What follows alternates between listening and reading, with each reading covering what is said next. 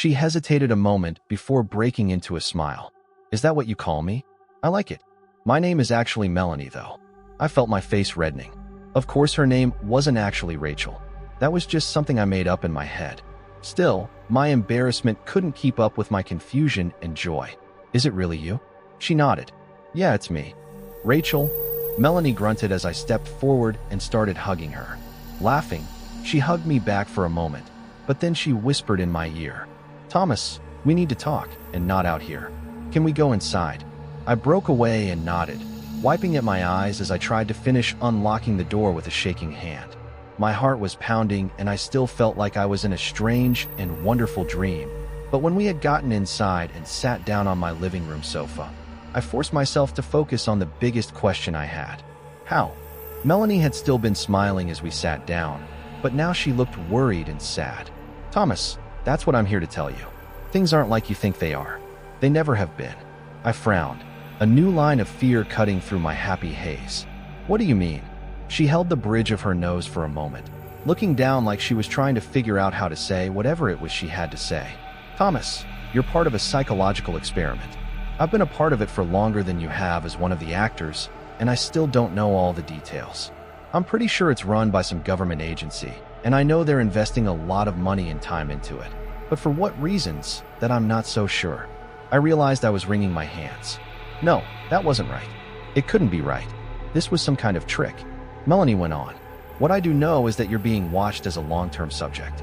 They have constructed this whole scenario where you do a secret job watching someone who looks like they might be trapped.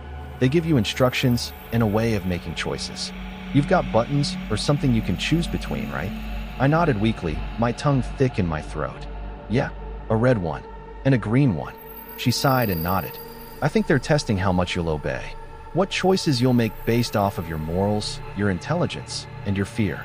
It's interesting, or at least I thought so when I first joined up 6 years ago. They've never officially given me many details, just the overall gist. But people talk.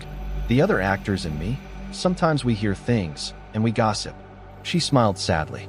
That's what caused me to start feeling bad. I interrupted. Other actors? Melanie's eyes widened. Oh shit, yeah. Sorry. I think they still call him Mr. Solomon. And there are others too. When I just stared at her, she went on. Anyway, for a long time it was just the normal job, right? I spend 6 hours a day acting like I'm this trapped girl, mainly faking painting or watching TV. You know, boring stuff. I couldn't help but interrupt again, hating the hurt trembling in my voice. You fake the painting? You aren't really painting those wonderful pictures. Now Melanie looked embarrassed. No, sorry. I can't paint a bit. I'm a pretty good singer, though. She tried to smile, but faltered. Reaching forward, she touched my arm. That's why they always have the paintings turned where you can't see them. They're already done beforehand. All you ever see is some blank canvases, and, well, when they want me to show you something. Her expression darkened as she went on. That's why I had to break the rules and contact you. When they started doing this hidden message, mind game bullshit, I got worried. Worried you would take it too serious. That you could get hurt, or even hurt yourself. As soon as you left your shift tonight, I talked to one of the guys in the video department. He told me about how you had reacted. Showed me how you were still parked down the street from the building. I drove over. The bedroom set is in a building outside of town. I saw you sitting in your car, and I almost approached you then, but I was scared of getting caught and fired. So I parked and waited until I could follow you somewhere else and let you know I was okay. She blinked back tears. I'm ashamed to say I almost left a couple of times. I don't want to lose this job, and I tried to tell myself you would be okay after a day or two. I could get them to change the script enough that you felt like I was okay and wouldn't worry too much. I felt an angry heat growing in my chest. Well, that's nice of you. She looked up, her eyes red. I know. I'm a shit. I'm so sorry. I was being selfish and cowardly, but I didn't actually leave. And then when I saw Charlie leaving the building, saw you running over to talk to him, I knew they were escalating it even further. Charlie. Melanie rolled her eyes in frustration. Shit, yeah. Sorry. Charlie Jeffries. He's another actor. In an earlier version of the experiment, he actually played Mr. Solomon, but they decided he wasn't scary enough, so now he's usually in one of the suits. He's actually done that for your version a lot. You just can't recognize him under all that getup they wear. I kept curling and uncurling my hands on my lap. It was all too much. I felt like a pinball going between anger and relief and embarrassment and confusion. So all that stuff he told me, that was all just to scare me? See how I'd react. She nodded as she sniffled and wiped her nose with the back of her hand. Yes, I'm sorry. That's why I knew I couldn't wait any longer to tell you. I could see how worried and scared you were going back to your car. I pulled my arm back from her touch. Well, thanks I guess.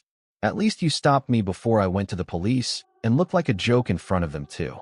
I just wanted her gone, her sympathetic, pitying eyes off of me. Thanks for stopping by and letting me in on it. I tried to make my voice sound hard and unfeeling, but it came out watery instead.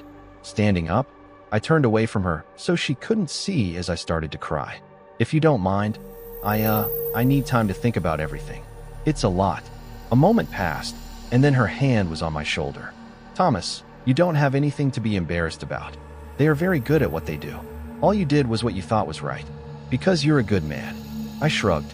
I thought that you were in trouble, and I wanted to help. She gently turned me toward her, and when I looked up, she smiled and sniffed again. I know, but you need to realize most people wouldn't have tried to help. Not when it meant giving up their job or risking themselves like that. Not for a stranger. I wiped at my face as I looked away. Well, I still feel dumb, but I'm glad it's not real. I'm glad you're okay. That we both are. I paused and caught her eye again.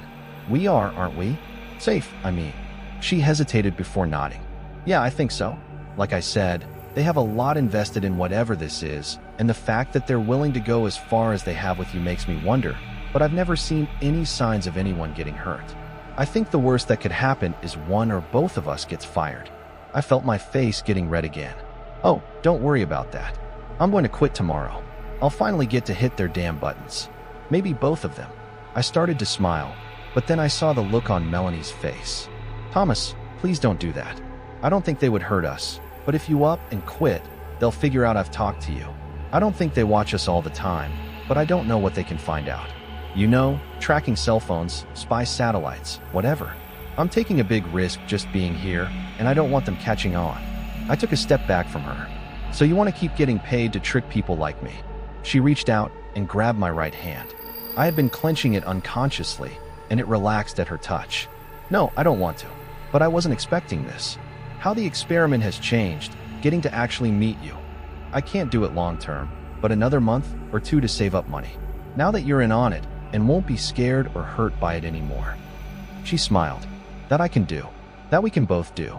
We can keep going like normal, take some more of their money, and then one of us can quit. The next month, the other one can. How does that sound? I shrugged uncertainly. It made some sense, and once I had calmed down, it would probably make more. She gave my hand a squeeze. And when this is all over, I want to get to know you better. I know I've been playing a role, but for the most part, that's been me you've been watching all this time. I think it's only fair I get to see more of you too. She blushed. Assuming you're interested in that. I felt my hand growing clammy in hers as my stomach fluttered. Well, I mean, yeah, I would really like that. Swallowing, I added. How long do we have to wait to see each other again? Melanie grinned at me. Work another month or so. Save what you can. And then quit. I'll wait another 2 or 3 weeks, and then I'll do the same. And then, she looked up at the ceiling as she pondered it for a moment, and I was struck again by how beautiful she was, even if she was a little different in person than I had imagined. 3 months from tonight, we'll meet right here. I'll come over, and we can start getting to know each other better. How's that sound? Returning her smile, I nodded. That sounds great. When she left a couple of minutes later, part of me hated to see her go, but another part was relieved. I was so exhausted, and while I was so happy she was okay and we had finally met, I felt like the burned-up wire in an old light bulb. I needed time alone, time to think and calm down, and most of all, time to rest.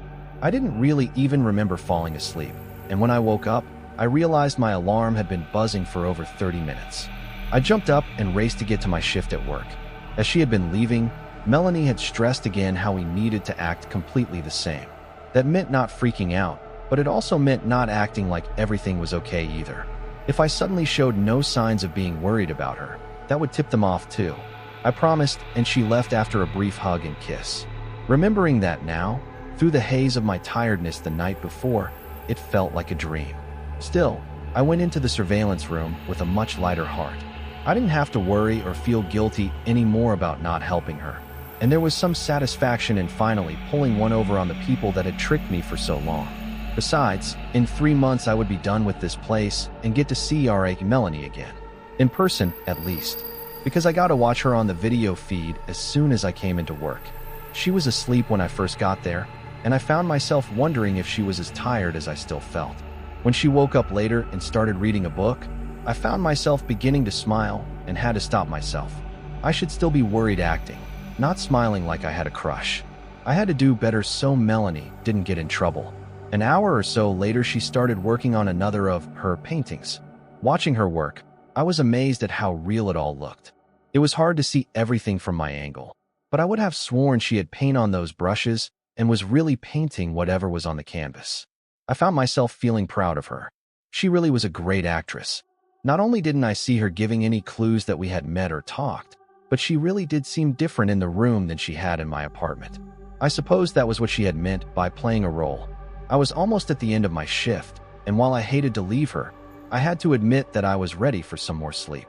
Trying to guard my reactions all day had been exhausting, and I was dreading the next few weeks. But then I realized she was done painting. I expected her to just go and do something else, but instead she picked up the canvas at its edges and carefully walked it over to the sofa. Her body was blocking it at first, but then she stepped aside. It was a painting of a massive tree. The bark was a dark red, with a huge twisting trunk that broke off into a dozen branches. Those branches were covered in leaves that were so deep green, they almost reminded me of storm clouds more than the top of a tree. Like all the paintings, I felt touched by it, even now that Melanie had told me she didn't paint them. The images themselves, combined with the colors and the small details, they really were amazing. Just like this one. If you looked close enough, you could see that there were several small blackbirds in the branches of the tree. It was funny, but they almost looked like they were. It almost looked like they were made out of words. I felt my heart start to hammer, and I forced myself to stay calm. No point in being silly. I knew it was all a game now, and I just had to play my part a little while longer. Still, the worried me would want to know what the words said, so I might as well try to read them. I squinted, following the birds right to left and top to bottom. That girl isn't me. I looked away from the painting to see Rachel staring up at me. She looked terrified,